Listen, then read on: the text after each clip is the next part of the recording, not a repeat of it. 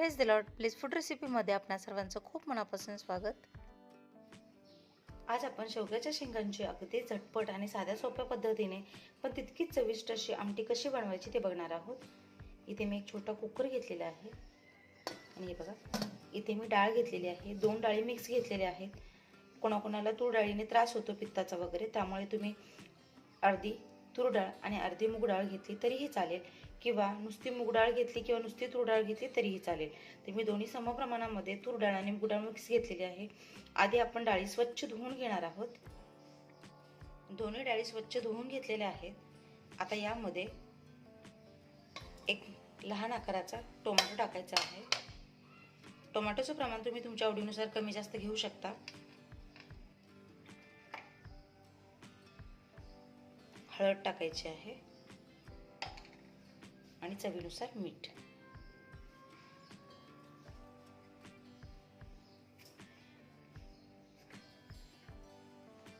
आणि पाणी टाकायचं.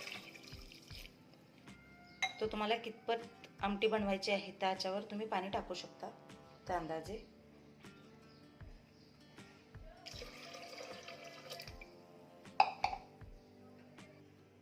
हवं तितकं पाणी घातलेलं आहे.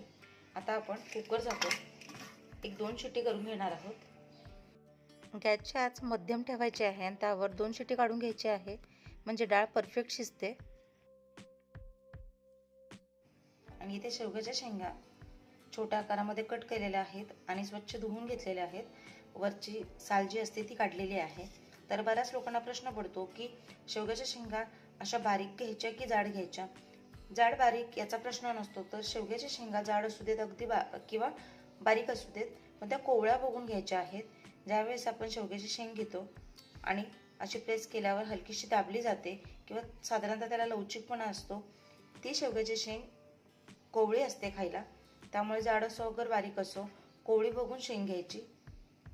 आतून छान जाड जी शेंग असते ती छान अशी गाभेदार असते, त्यामुळे आमटीला चव आणखीनच वाढते. ज्या शेंगा बारीक असतात, खूप बारीक असतात, कधीही शेंगा घेताना खूप बारीक घ्यायच्या नाही, त्या तुरट लागतात चवीला. त्यामुळे ज्यावेळेस तुम्ही शेंगा घ्याल त्यावेळेस एकतर मध्यम आकाराच्या किंवा जाडसर अशा बघून घेतल्या तरीही चालते. फक्त ज्या शेंगा आपण घेतोय त्या कोवळ्या घ्यायच्या आहेत. तर शेंगांचे जे काप आहेत ते तुमच्या आवडीनुसार लहान मोठे असे तुम्ही करून घेऊ शकता. 2 शिट्टी करून झाल्यानंतर कुकर थंड केलेला आहे आणि बघू शकता तुम्ही डाळ अगदी व्यवस्थित शिजलेली आहे. खूप जास्तही नाही, खूप कमीही नाही. आता यामध्ये ज्या शेवग्याच्या शेंगांचे आपण तुकडे करून घेतलेले आहेत, ते धुवून घेतलेले आहेत, ते टाकायचे आणि कुकरला 1 शिट्टी फक्त भरून घ्यायची आहे. पूर्ण शिट्टी व्हायच्या आधीच कुकर बंद करायचा आहे. तर हे पहा, शेंगा अगदी परफेक्ट शिजलेल्या आहेत. डाळही छान शिजलेली आहे.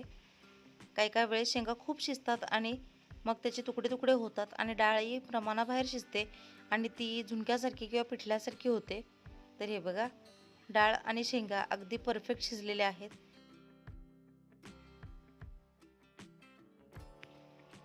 इथे हे बघा, एका टोपामध्ये म्हणजेच पातेल्यामध्ये 2 ते 3 चमचे तेल घ्यायचं आहे.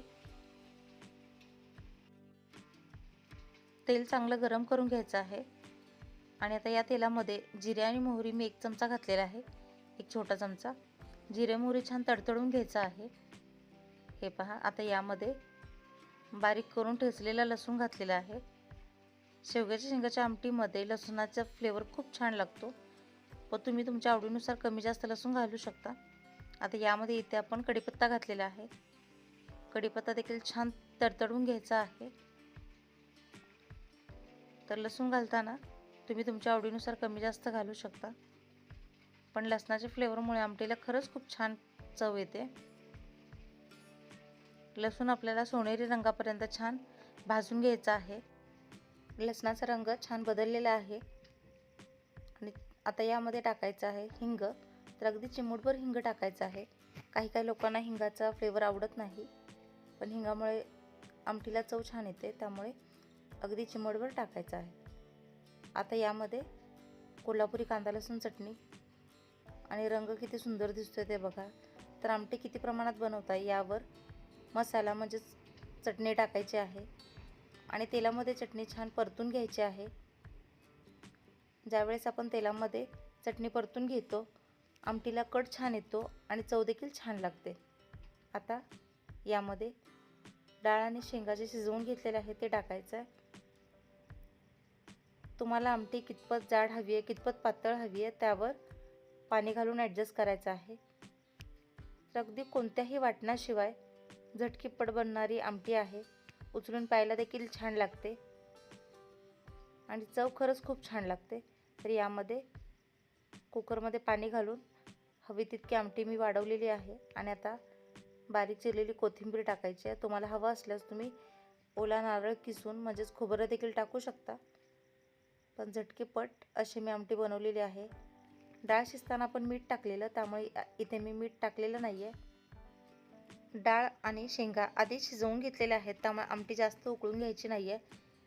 1 ते 2 उकळी आली की गॅस बंद करायचा आहे। अशा पद्धतीने झटकीपट बनणारी पण चवीला तितकीच भारी अशी शेवग्याच्या शेंगांची आमटी तयार झालेली आहे। ही मी कोल्हापुरी पद्धतीने केलेली आहे। नक्की ट्राय करून बघा।